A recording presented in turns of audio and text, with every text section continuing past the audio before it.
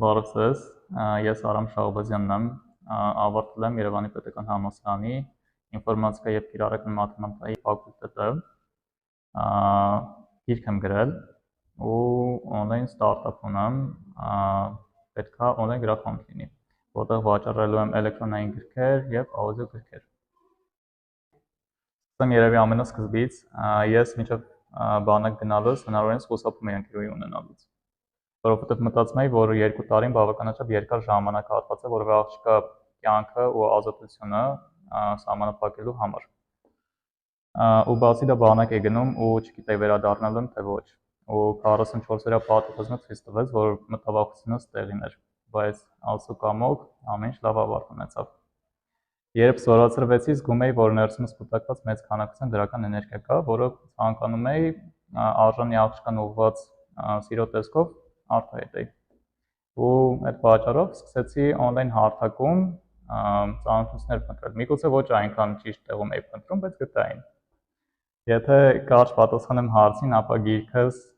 այդ աղջկան ուղղված որոշակի զգացմունքների անպատասխան լինելու ծնունդ է։ Գիրքս ընդհանուր առմամբ ստացվել է այն մասին, թե ինչպես եմ պատերազմից հետո զորացրվում, երբ սկսում եմ ինչ էմոցիաներ եմ ունենում, ինչպես եմ կյանքս հնարավորինս լավ դասավորում, հանդիպում այդ աղջկան ու քննարկում որն է կյանքի իմաստը, ինչ է սերը ու գումարի գերագնահատված արժեքը։ Ես հիշում եմ, երբ որ ինքը ուղարկեց իր վերջին նամակը, գրեթե ամբողջությամբ պարալիզվել է իր վերջին նամակից, ինչի գրեթե, որովհետև կարողացել էի զանգել ու կիսվել էմոցիաներովս ու զրուցակիցս կես կատակ կես լուրջ ասել էր, որ գիրք գրեմ։ Ես, քանի որ զգում էի, որ ներսումս կուտակված ասելիք ունեմ, ասացի, որ կգրեմ, հեռախոսը անջատեցի ու հաջորդ րոպեից սկսեցի գրել։ Եթե հաշվի առնենք, որ դեռ փոքր ժամանակներից չէի կարողանում նույնիսկ շարժություններ գրել, ու եթե նախապես իմանում էի թեման, մայրս էր օգնում ու նախապես պատրաստված էի գնում,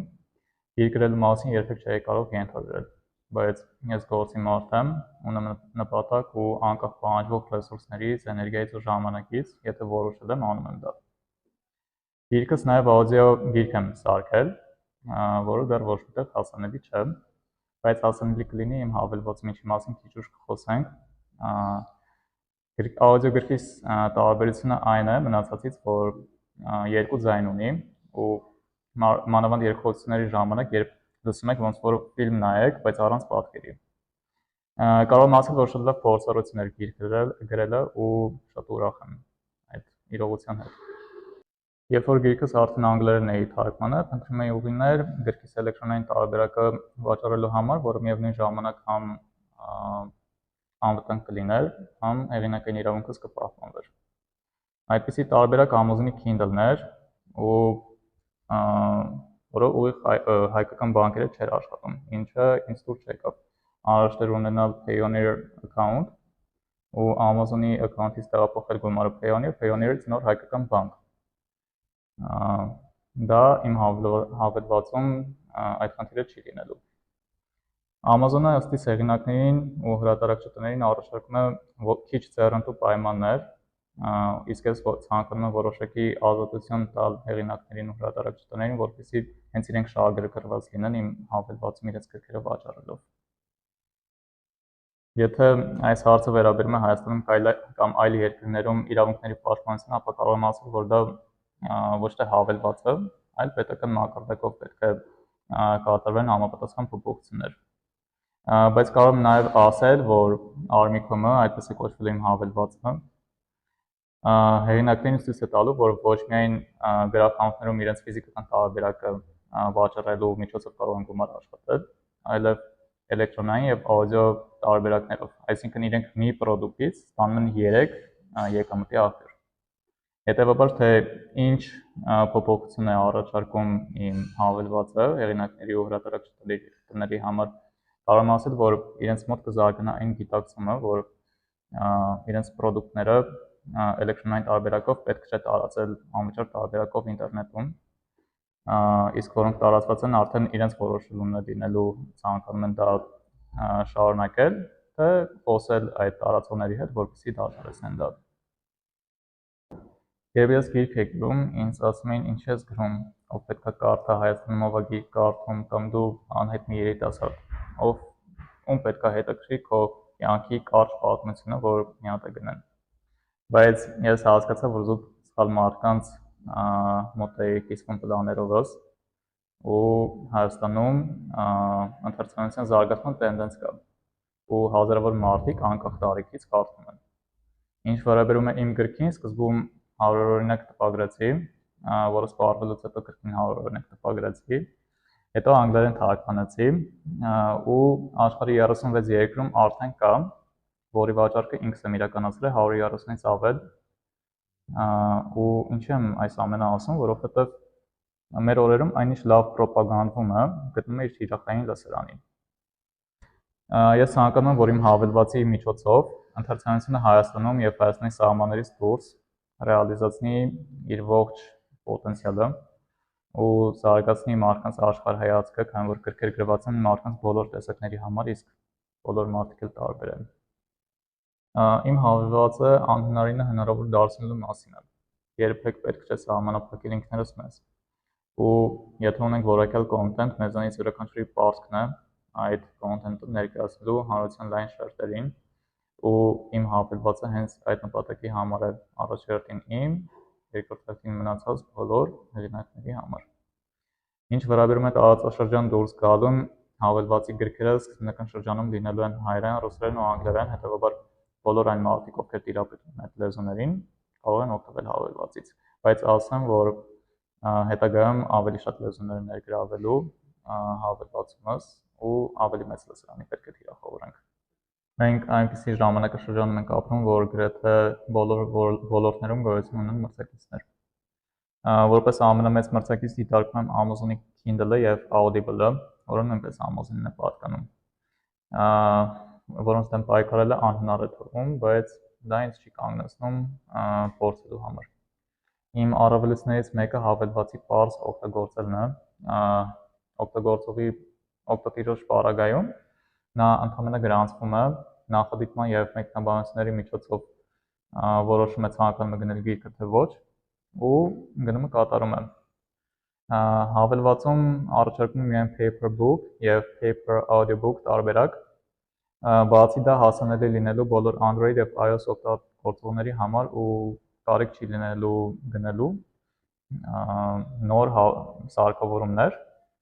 ինչպես նաև եթե հաշվի առնենք, որ Հայաստանում գրեթե չկա նման կոնկրետ այսպիսի հայտնի հավելված, ճիշտ մոտեցման դեպքում երաշխավորված է լինելու վստահ քայլերով առաջ գնալը այս ոլորտում տեղի շուկայում։ Ես հնարավորինս փորձում եմ կարճ ներկայացնեմ առավելությունները, որպեսզի տեղավորվենք ժամանակահատվածում։ Երբ բանակից վերադարձա, ես որոշել էի, որ սկսում եմ կյանքի նոր փուլ, երբ իմ նպատակի միջև կարող են կանգնել միայն դժվարություններ, որոնք հերթով հաղթահարելի են։ Սովորել համալսարանում, զբաղվել սպորտով ու աշխատել վատ սցենար չի, բայց ինձ համար ոչ բավարար էր ու միշտ զգացել եմ, որ կյանքում կարող եմ գտնվել ավելի բարձր մակարդակում, քան ներկա պահին եմ։ Աշխատելը աշխատավարձով կարող է ամբողջ կյանքում, բայց որոշեցի, որ պետք է ստեղծեմ իմ եւ մնացածի համար մնայուն արժեք ու առաջ գնալ, իսկ թե ինչպես էի ապրում, եթե ամբողջ աշխատավարձը տրամադրում էի հավելվածի զարգացմանը, գրքերից վաճառքները ինձ բավականացնում էին։ Հեշտ էր կազմակերպել այդ ամեն ինչը, բայց ոչ ոք չէր ասել, որ պետք է հեշտ լինի։ Կասեի, որ շնորհակալ եմ իրեն ամեն ինչի համար, ու ինչպես ինքն ասեց իր վերջին նամակում, որը ներառել եմ իմ գրքում նույնպես, մեջբերեմ, աշխարհի մեծագույն իրադարձությունները կատարվում են մարդու սրտում։ Թույլ տուր քո զգացմունքները արարեն չտեսնվածը։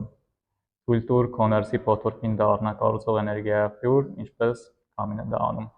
Խորհուրդ կիրառել եմ։ Ծնողներիս սպահով կարող եմ ասել, որ բախտս բերել է, քանի որ նրանք ինձ վստահում են ու ազատ են թողել իմ բոլոր որոշումների մեջ, ու ես եմ պատասխանատու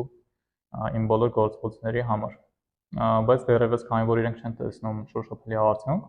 իրենց համար անորոշ են իմ գործողություններն ու քայլերը։ Երբ ընկերներիցս իմացան, որ աշխատանքից դուրս եմ եկել, ուրախացան եւ ցանկանում էին իրենց հետ աշխատեի, բայց մերժեցի, քանի որ ցանկանում եմ ինքս ինձ նվիրել իմ պրոյեկտին։ Ինչ վերաբերում է փոքրիկ բանակին, մեր ժամանակներում մարդու գլխավոր ուժեղ կողմերից մեկը հենց իր ծանոթությունն է, որը ինչ որ չափով այո կարող եմ համեմատել բանակի հետ, որն ունեմ ու հնարավորինս օգտագործել եմ այդ ռեսուրսները։ Բնականաբար ամեն ինչն էլ իր դժվարությունները ունի,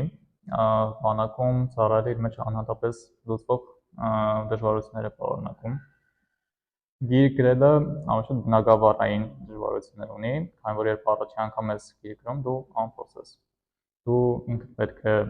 գտնես քո գլխում կուտակված մտքերի գծիկի մի կողմը ու փորձես հնարավորինս գեղեցիկ բացես այն, որպեսզի մարդիկ կարողանան կիրառեն ու ընկալեն։ Իսկ համացանցում տարածված PDF-ների պահով կարող եմ ասել, որ դրա դեմ պետք է հրատարակիչները եւ հեղինակները իրենք պայքարեն։ Ես կարծում եմ, որ նրանք չէին պայքարում դրա դեմ, քանի որ նախկինում գոյություն չուներ այնպիսի հարթակ, որտեղ կարողանային գրքերի էլեկտրոնային եւ աուդիո տարբերակները վաճառային։ Բայց ես ինքս որպես հեղինակ կարող եմ ասել, որ գիրք գրելը ու տպագրելը հեշտ աշխատանք չի ներկայացնում իրենից, իսկ էլեկտրոնային գրքերի տարածումը ինչ որ չափով նվազեցնում է մարդկանց մոտ ֆիզիկական գիրքը գնելու ցանկությունը։ Հետևաբար, եթե տարածվում է էլեկտրոնային տարբերակները, ավելի արդարացի կլինի, որը կողմը թեկուզ քիչ, բայց որոշակի եկամուտ ապահովի։ Ու այդպես իր կատարած աշխատանքը ավելի արդարացված կլինի։ Անկեղծ ասած, ոչ թե հիմա է ճիշտ ժամանակը, այլ նմանատիպ հավելված Հայաստանում դեռ վաղուց պետք է լիներ ու հեղինակային իրավունքները պաշտպանված լինեին։ Կարծում եմ, որ բոլոր հեղինակների եւ հրատարակչների շահերից է բխում իմ հավելվածի հաջող մեկնարկը ու ընթացքը։ Դրամահավաքի իրականացման նպատակներն առաջի հերթին ստրատեգիական նշանակություն ունեցող փոփոխություն եմ որոշել, որ պետք է արվի հավելվածությունից, որպեսզի արդեն սկսեմ համագործակցություններ հեղինակների ու հրատարակչների հետ։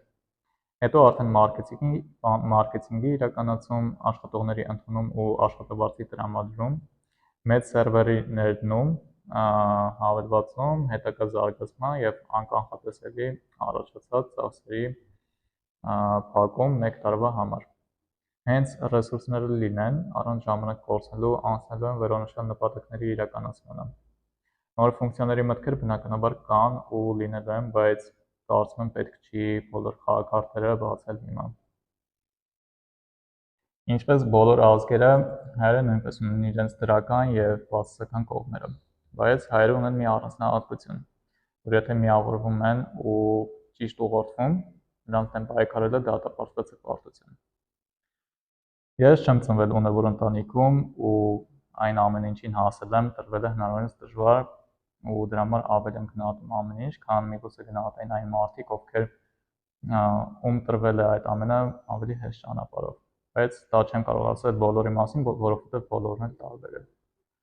Իմ գործունեությունը միայն եկամուտ ստանալու մասին չէ, այլ համառության արդարացված լինելու, հասարակության լայն շերտերի վրա դրական ազդեցություն թողնելու ու հայկական հզոր պրոդուկտ աշխարհային ներկայացնելու մասին է։ Հեշտ եղել ու հեշտ չի լինելու, բայց եթե դա չի վախեցրել մի ուսանողի, ով համատեղում էր իր աշխատանքը ուսման հետ, կարծում եմ, որ չի վախեցնի նաև մեզ բոլորից ու կանցնենք այս դժվարության միջով ու կստեղծենք ավելի կրթված, խելացի ու հզոր համայնք։ Ուրախ կլինեմ, որ միասին զարկ տանք այս գործին ու ցույց տանք հայ ուժը ողջ աշխարհին։